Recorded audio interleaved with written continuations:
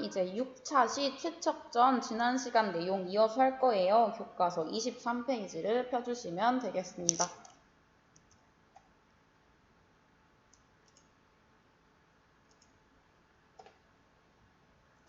여기부터 보시면 되죠.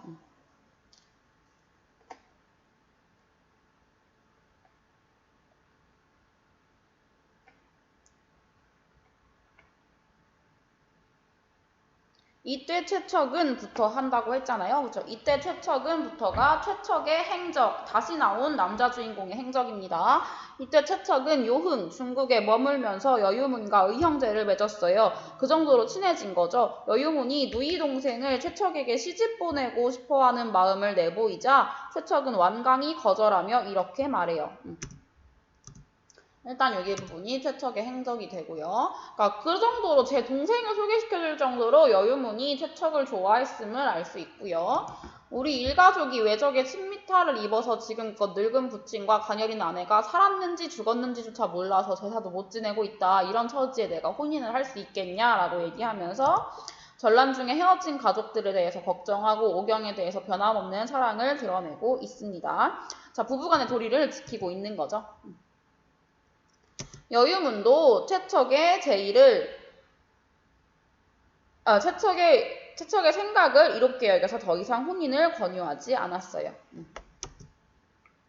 그해 겨울 여유문이 병으로 죽어요. 조력자가 병으로 죽어버리니까 최척은 이탁할 곳이 없게 돼서 양자강과 회수 등 명승지를 두루 돌아다녀요. 명승지는 경치가 좋기로 소문난 곳, 되게 아름다운 곳을 명승지라고 하고, 일단 여기 볼게요. 이탁할 곳이 없게 되자라는 부분, 이게 바로 사고무친이라는 사자성어로 드러나는데, 사고무친, 사방을 봐도 의지할 사람이 없다라는 사자성어예요. 여기가 사고무친.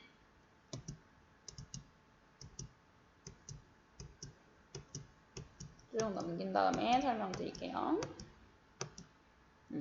최척은 이탁할 곳이 없게 되자 밑줄 치시고 사고무친이라고 적는데, 사고무친은 의지할 만한 사람이 없다. 사방을 둘러봐도 내 편이 없다. 이런 뜻이에요. 의지할 곳이 없게 되자 명승지를 다녀요. 양자강 가고요. 회수 가고요. 용문 보고, 우혈 보고, 원수, 상수, 동정호, 악양루, 고소대까지 다 가보는 거예요. 경치가 좋기로 이름난 곳들을 다 가본 거고, 유랑하는 거죠. 돌아다니는 거. 근데 이 부분을 길게 말할 수도 있는데 그냥 짧게 여기도 갔고요. 저기도 갔고요. 저기도 갔대요. 라고 얘기하는 부분, 짧게 제시한 부분을 요약적 제시라고 하는 거고요.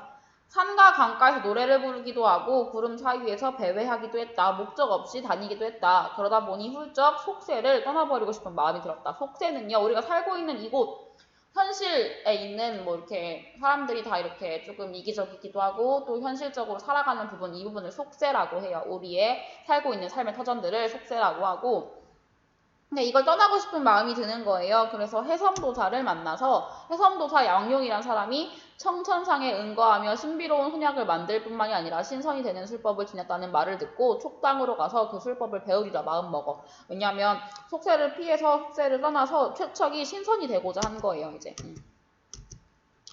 이때 송우라는 사람이 있었는데 호가 학천이고요. 집은 항주 용근분 안에 있었어요. 경전과 역사에 해박했고요. 공을 세워 명성 떨치는 일을 좋아했어요. 지금 이런 내용들을 쭉쭉 다 알려주면서 직접적으로 성격을 알려주고 있죠. 이제 이 사람이 근데 또 왜 등장했을까?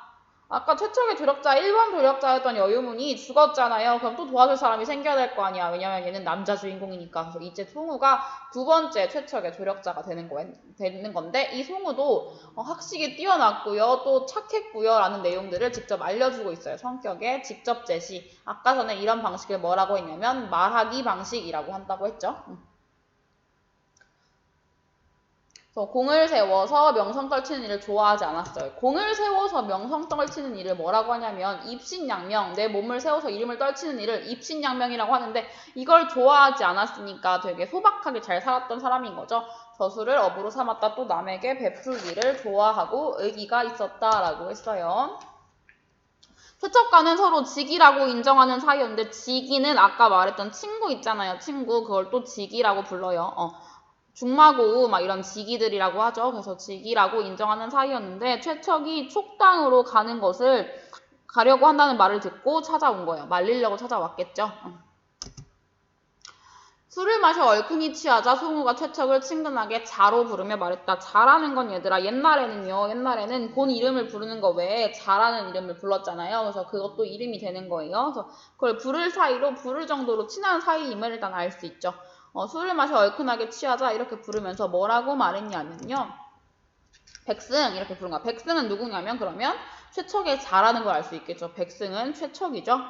이 세상을 살면서 누군들 불로장생하길 바라지 않겠는가마는 그러니까 다들 오래 살고 싶어 하는데 고금천하에 어찌 그런 이치가 있단 말인가. 말도 안 된다. 남은 생이 얼마나 된다고 불로장생의 약을 먹고 굶주림을 참으면서 괴로움을 자초하고 산도깨비들의 이웃이 된단 말인가. 그러지 말고 나와 함께 배 타고 5월 땅을 오가면서 비단이나 차를 매매하면서 남은 생을 즐기는 게 어떻겠나 라고 얘기하는 거예요. 지금 불로장생의 이치는 없으니까 나랑 같이 장사배를 타자라고 얘기하는 거죠.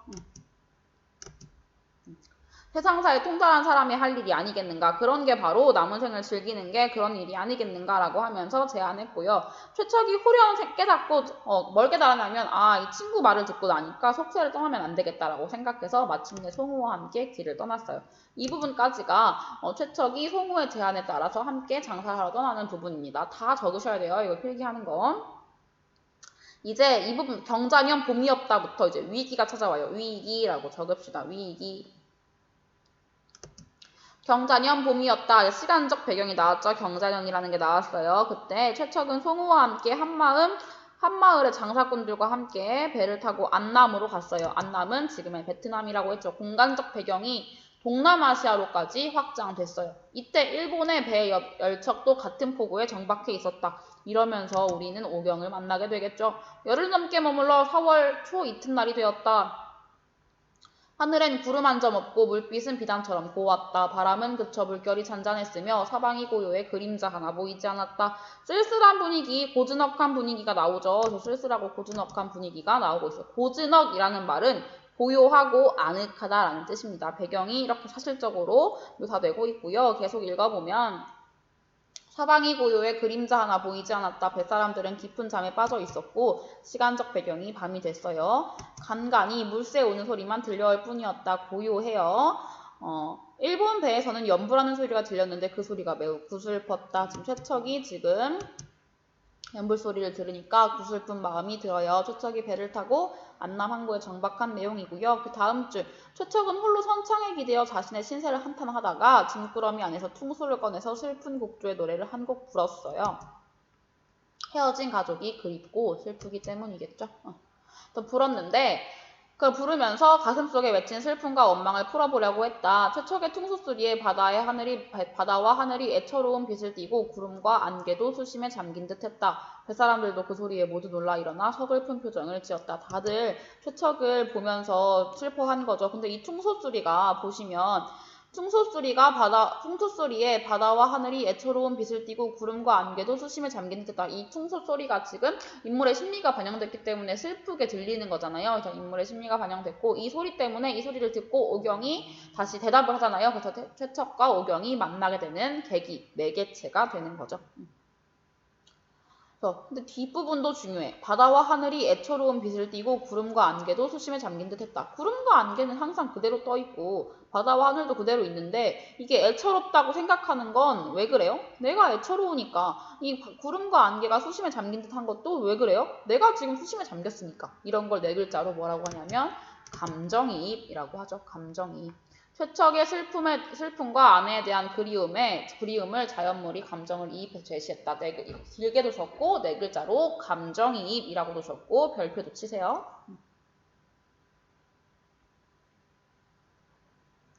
그 다음 그때 문득 일본 배에서 연불하던 소리가 뚝 그쳤다. 최척의 퉁소 소리에 대한 반응이겠죠. 뚝 그치면서 잠시 후 조선말로 시를 읊는 소리가 들렸는데 어떤 시였냐면 왕자교 퉁소불지의 달은 나지막하고 바닷빛 파란 하늘엔 이슬이 자욱하네. 푸른 난새 함께 타고 날아가리니 복례산 안개 속에서도 길을 잃지 않으리라는 조선시가 들렸어요. 과거에 최척의 퉁소소리를 듣고 오경이 지었던 시를 지금 다시 얘기한 건데 왕자교는 주나라 때 신선이고요. 그 사람이 퉁소를 불 때 달은 나지막했고 바닷빛 하늘엔 이슬이 자욱했어. 푸른 난새 그 새를 타고 함께 날아가니까 복례산 안쪽에서 길을 잃지 않았다는 이런 옛날에 같이 지었던 시인데 과거에 오경이 최척의 총소소리를 듣고서 지은 시라서 이걸 듣자마자 이제 최척은 알게 되겠죠. 오경이구나. 그렇게 하면서 최척과 오경이 만나게 되는 매개체 역할을 이 시가 해주는 거죠. 다음 장으로 넘겨볼게요. 시 읊는 소리가 그치더니 한숨소리 쯔쯔 셔터는 소리가 들려왔다. 이런 소리가 왜 들렸냐면 보시면 최척은 시 읊는 소리를 듣고는 깜짝 놀라 얼이 빠진 사람 같았다. 이때 우리 줄거리에서 보시면 기절했다고 했었잖아요. 그렇죠? 근데 본문에서는 그런 내용은 안 나오고 저도 모르는 새 통소를 땅에 떨어뜨리고 마치 죽은 사람처럼 멍하니 서 있었다. 송우가 말했다. 이제 시 읊는 소리를 듣고 최척이 얼마나 놀랐는지를 알려주는 거죠. 최척의 심리를 표현해주고 있고요. 지금 여기까지 내용이 총소를 불던 최척이 일본 배에서 들려오는 시 읊는 소리, 오경의 시소리를 듣고 놀란 부분이에요. 왜 그래 하고 거듭 물어도 대답이 없었어. 왜냐면 그만큼 충격받았으니까요. 세 번째 무릎에 이르러서야 비로소 최척은 뭔가 말을 하려 했지만 목이 메어 말을 하지 못하고 눈물만 하염없이 흘렀다. 죽은 줄만 알았던 아내를 지금 만날 수도 있다는 생각이 드니까 이렇겠죠. 최척은 잠시 후 마음을 진정시킨 뒤 이렇게 말했다. 일단 여기 보시면 최척은 뭔가 말을 하려 했지만 목이 막혀 말을 하지 못하고 눈물만 흘렀다. 지금 최척이 얼마나 충격받고 놀라움을 느꼈는지를 말해주는 건데 최척은 놀랐다라고 직접 제시하지 않고 이렇게 길게 행동으로 보여줬어요. 이런 걸 간접 제시라고 하죠. 최척은 잠시 후 마음을 진정시킨 뒤 뭐라고 말했냐면 저건 내 아내가 지은 시일세. 우리 부부 말고는 아무도 알지 못하는 시야. 그러니까 일본 배에 지금 오경이 있음을 암시하고 있어요. 게다가 방금 시를 읽던 소리도 아내의 목소리와 흡사하다. 혹 아내가 저 배에 있는 게 아닌가? 그럴 리 없을 텐데 말이야 하면서 일단 희망을 계속 드러내는 거야. 그래서 최척은 그래서 이렇게 생각하고 아내와 극적 만남을 예고하면서 이제 우리는 긴장하면서 이제 보게 되죠. 이제 몰입하는 거야. 그러고는 자기 일가가 외적에게 당했던 일의 전말을 자세히 말했다. 배한 사람들을 모두 놀랍고 희한한 일로 여겼다.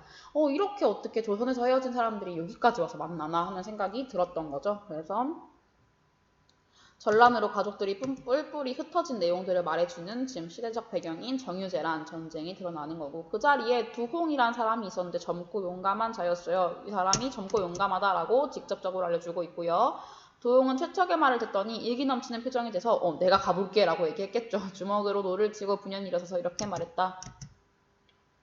여기 보면 여기 지금 앞부분에 젊고 용감한 자였다라고는 직접 제시되어 있는 부분인데 두홍은 최척의 말을 듣더니 애기 넘치는 표정이 되어 주먹으로 노를 치고 분연히 일어서서 이렇게 말했다라는 이 부분에서는 얘가 되게 성급해 보이잖아. 근데 성급하다라고 말하지 않았으니까 간접 제시로 이렇게 간접적으로 돌려서 보여주시는 거고요.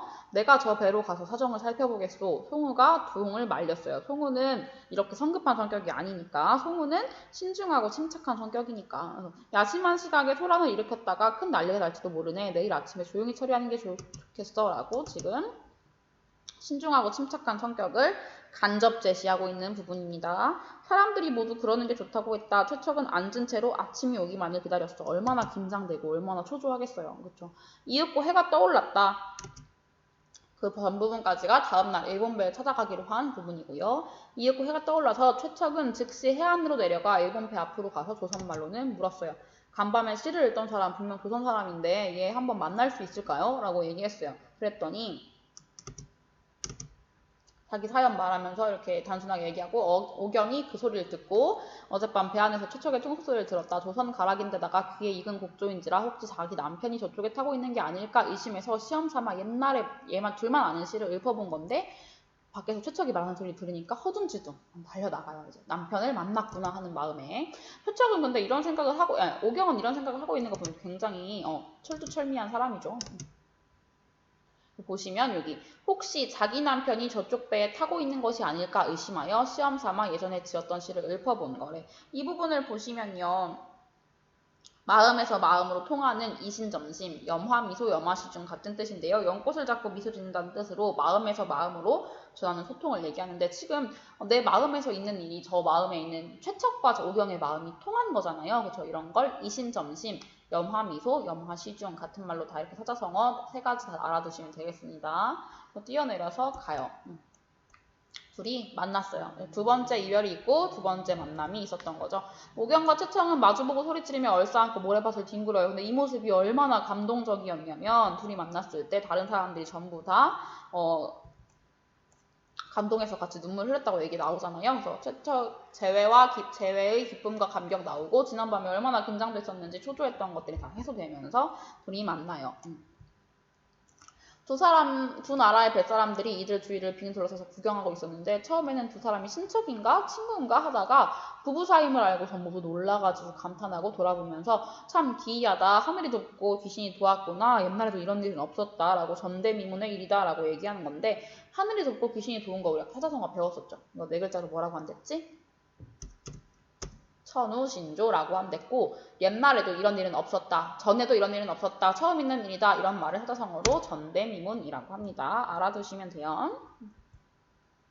둘이 극적으로 만났고 뒷부분 줄거리는 이런 내용이에요. 어떤 내용이냐면 이제 절정과 결말 내용인데 이 부분은 최척과 오경이 함께 중국에 살며 둘째인 몽선을 낳고 몽성이 어른이 되자 중국인인 홍도와 혼인시키고 근데 외국인이랑 혼인을 금기하던 시대상을 보면 되게 진보적인 걸 알 수 있어. 근데 왜냐면 오경 자체도 진보적이고 적극적이고 좀 주체적인 인물이었으니까요.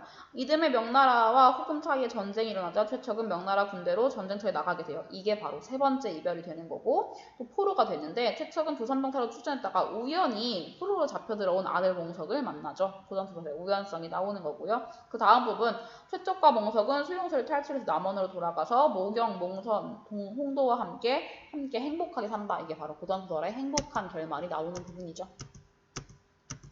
내용들 필기하시면 되겠습니다. 여기까지가 우리가 함께 본 고전소설 최척전 내용이에요. 처음으로 배우는 고전소설이라서 어려운 단어들도 많고 줄거리도 되게 길다고 느껴졌을 텐데 우리 그래도 이 시간까지 잘 따라와줘서 너무너무 고맙습니다. 그럼 전체 줄거리 내용은 이런 내용이었고요. 근데 보시면 중요한 내용들이 많이 있어. 우리가 함께 봤던 내용 중에서 사자성어도 매우 중요했고 인물들이 각각 어떤 가리키는 인물이 누군지 그러니까 최척의 포를 얘기해주면서 이게 바로 백승 이것도 최척이었고 오경을 누구라고 불렀던 거 이런 것들 각 인물이 누구누군지를 정확히 파악하시면서 읽으시면 돼요. 그리고 공간적 배경도 여러 번 바뀌고 되는 부분들을 다 인지하고 계시면 되겠습니다. 정리 한번 해보면요. 작품의 시대적 배경. 처음에는 임진왜란이 있어서 처음에 헤어졌고요. 두 번째 정유재란 때문에 또 헤어졌었죠. 혼인하려던 최척은 외병과 침입하자 헤어지고 또 가족들도 사라지게 되고요. 조력자가 있었어요. 여유문이라는 사람. 첫 번째 조력자였죠. 명나라 장수였는데 최척이 국경 통과할 수 있게 도와주고 계속해서 도와주는데 그러고 나서 이제 죽게 됐잖아요. 그 다음에 또 조력자가 나왔죠. 일단은 조력자인 여유문은 이런 사람이에요. 그 다음에 꿈! 이때 꿈이 뭐였냐면 봐봐 얘들아 오경의 꿈에 장육불이 나왔다고 했잖아요. 그러고 나니까 복선을 주면서 다음에 좋은 일이 있을 거라는 걸 알게 된 거잖아요. 그래서 이런 부분도 매우 중요하고요. 돈우는 누구였냐면 오경의 조력자였죠. 외적이었지만 오경을 자신의 집에 살게 해주고 함께 데리고 다니면서 또 최척을 만날 수 있게 도와준 사람이고요. 시대적 배경은 임진왜란과 정유재란을 얘기해주면서 사실적인 느낌을 주고 공간적 배경도 중국, 일본, 안남, 조선 다 이렇게 확장하면서 작품이 되게 큰 사이즈의 작품이 됐었던 거예요. 또 여기서도 전쟁의 비극성 안 다룰 수 없겠죠. 비극성이라는 걸 보면 일가족이 뿔뿔이 흩어지고 또 고국과 고향을 떠나서 유랑하는 삶을 살게 되는 거 매우 중요한 내용이고요. 등장인물 이렇게 있었습니다. 최척 남자 주인공, 오경 여자 주인공 둘 다 제자 가인형 인물이에요. 엄친딸, 엄친아 얘기하는 거고 여유문과 돈우 조력자였던 인물들이라는 거 알아두시면 되고 송우랑 도웅이 어땠는지 인물이 많이 나오다 보니까 인물의 성격을 직접 제시했는지 간접 제시했는지를 반드시 파악하고 있어야 합니다. 직접적으로 얘는 성급하다라는 단어가 나오면 직접 제시고 그게 아니라 대화와 행동으로 이 사람의 성격을 보여주면 간접 제시라고 하는데 직접 제시를 말하기 방식이라고 부른다고 했고요. 간접 제시를 보여주기식 방식이라고 부른다고 얘기했습니다.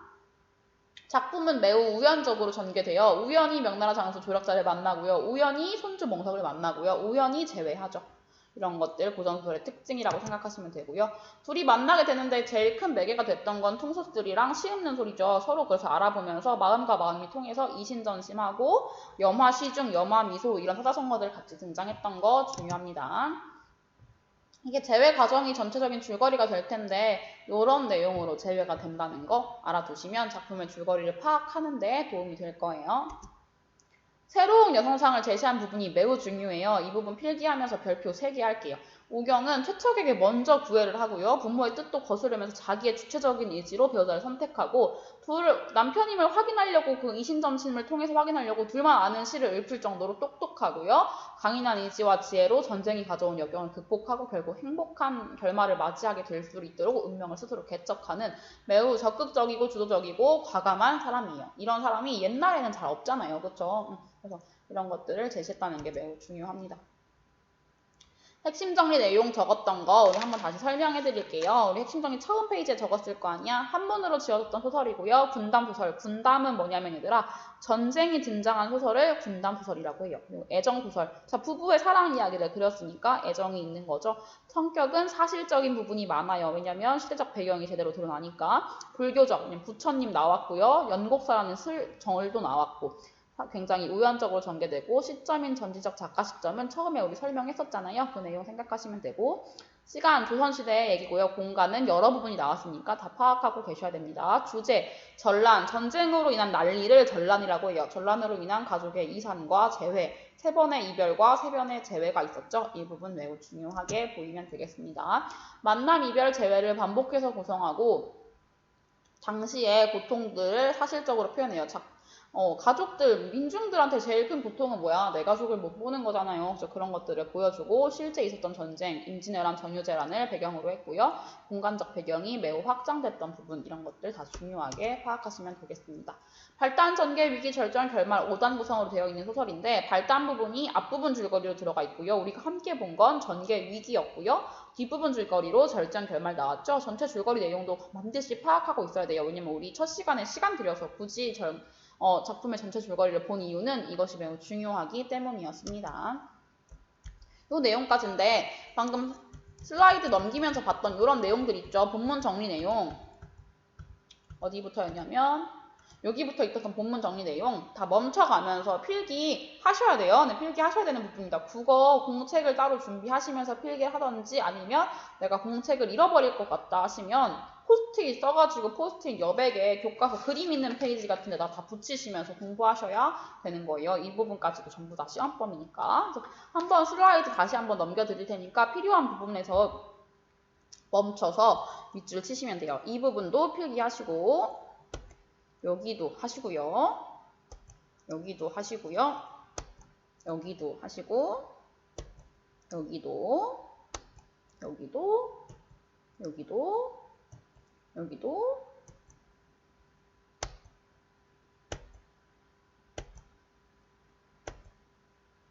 이건 적었던 내용이죠.